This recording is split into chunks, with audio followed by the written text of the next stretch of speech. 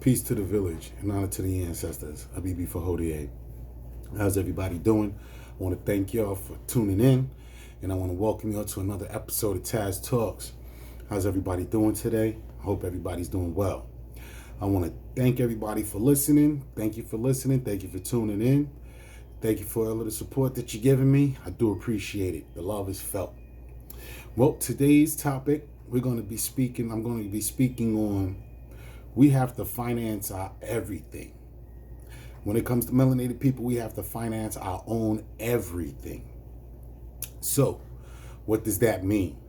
Well, let's talk about collective economics, group economics. So, basically, group economics is when you have a collective of individuals get together and they say that they're going to save X amount of dollars during X amount of time, and then at the end of that time, they're going to invest in whatever it be. Now, all of that sounds good and all, and it does work.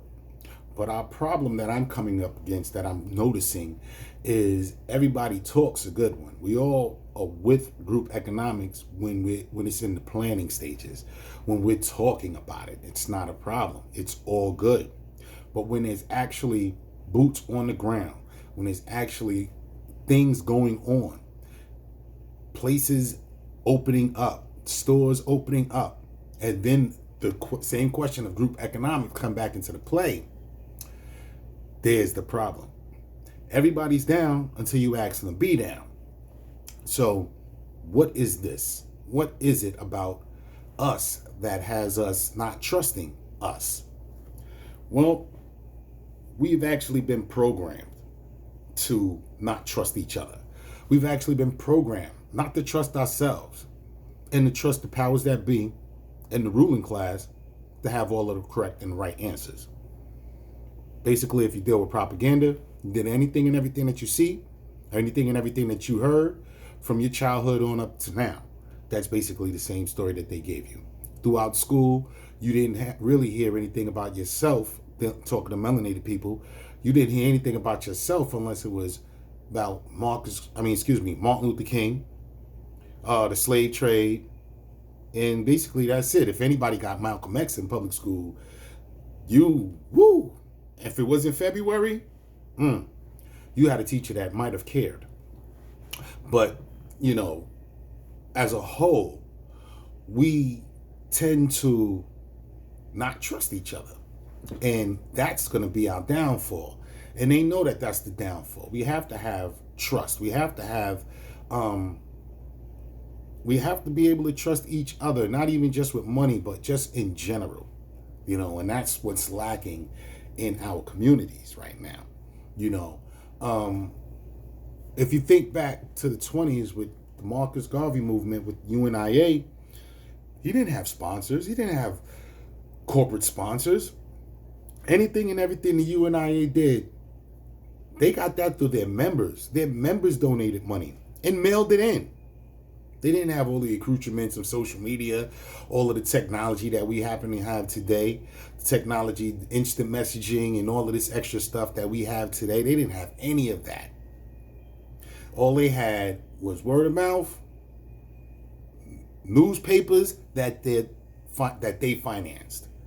They opened up a factory that made little black baby dolls that they financed. They was able to make purchases of steamships that they financed. Nobody was backing them other than themselves. They financed their own liberation. They financed their own revolution.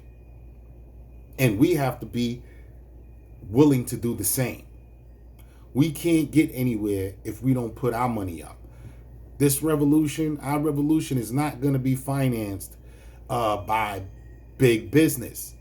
You're not going to have a Pepsi logo across the AK-47 when you're trying to dump off on the government.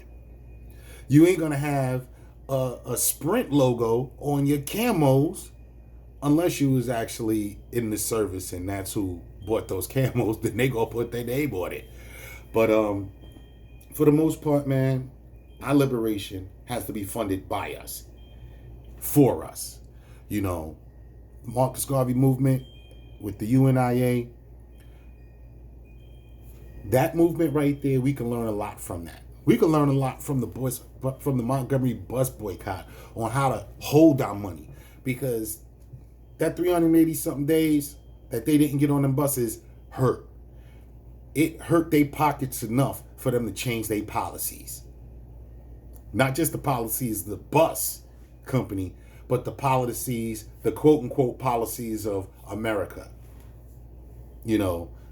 So believe me, the collective is a force to be reckoned with.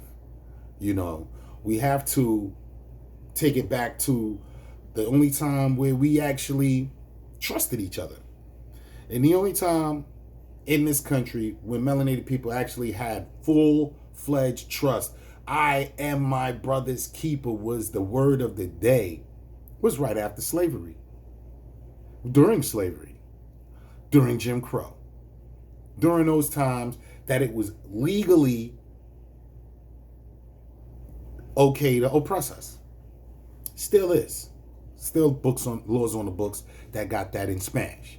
But at that time, when we knew all we had was us, that's all we dealt with. At that time, we had our dollar circulating in our neighborhoods for more than 6 hours. At that time, we had our own hospitals, our own bus lines, our own everything. Why? Because it was segregated. The ruling society did not want us to be in their establishments. So what did we have to do? We made our own establishments. But then here comes the dupe of integration, the illusion of inclusion. This integration took ownership from the Black community and made us want to purchase with them because we felt that their ice was colder. Still, in modern days, no matter who you are, Oprah went to a store in England and basically was told to get the fuck out. She was told she got to bounce. It didn't matter who she was. Them cats was on code. They was on code. They saw the skin color and they dealt with her accordingly. Don't be mad. Or we can do the same thing. We just got to come together as a collective. We can't be scared of our past experiences that we've had building with other brothers and sisters, or even with the propaganda of how we can't build with each other to deter us from building with each other. We got to be able to stand shoulder to shoulder, back to back. We need to circle these wagons because all we got is us. I was reading a story on social media where somebody said that they asked this Asian person that they was cool with on, the loans that they're able to get that enables them to move businesses and profit in our community from our community. And what they was told was basically those Asians don't use banks. All they do is put their money together with a group of other Asians, and they'll throw some money together, let's say like $10,000 for 10 families. And they do that for a year. At the end of that year, that's $100,000. What they do with that $100,000 is they give that to one other person in that group. And then that person is able to buy their business in our neighborhood. So they can live their American dream, getting paid from America's cash cow, which is melanated people. And they perpetuate that cycle, so on and so forth, until everybody's eating, until everybody's got their business. They ain't doing nothing but a susu, family. That's all they're doing. We all know about susus. Our parents was doing that. Our grandparents was doing that. We might have done it, but we fell away from it. We need to come together and put it on paper. When you put it on paper, it's a plan now. It's a contract. Let it be known. This group of individuals is going to spend this amount of money investing into our group, and at this amount of time, we will invest in this business or this property. It can be done. The only thing stopping us is us. That's the only thing that's stopping us. We are stopping ourselves. And we need to cut that out. Because before you know it, we're going to be food for the gods. Out here struggling and surviving on a whole nother level. They're already talking that the melanated family household median income is going to reach zero in the next decade or so. So it's time for us to start looking at generational wealth. It's time for us to start looking at each other to help each other get up. It's time for us to stop thinking about, I got to get the bag. I got to do what I got to do. It's all about me, and start worrying about we. Because when it comes down to it, if you getting your butt kicked, you're going to look for other people that look like you to help you. You got a we now. Now you got a we attitude. So let's keep that we attitude and build with each other. If we got a social media platform, we have to finance that. If we got groups and organizations, we have to finance that. If we have our own radio show, we have to finance that. We have to finance our own revolution. We have to finance our own liberation. Because if we don't, nobody is. We're not going to get corporate sponsorship without ties to it, without, by the ways. We can't afford that. If we're going to be unapologetic in what we do and how we live, we got to finance it ourselves. And if we don't plan on doing that, then if you don't plan on financing it yourself, stop talking it. Don't post about group economics.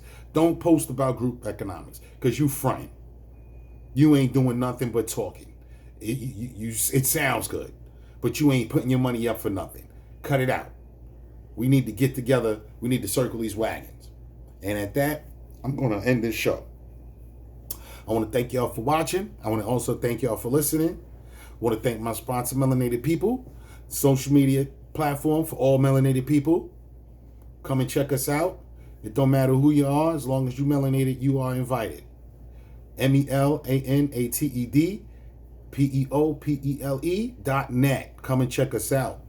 And on that note, peace to the village, honor to the ancestors. Abibi Fahodie. Thank you for listening to this episode of Taz Talks. Peace.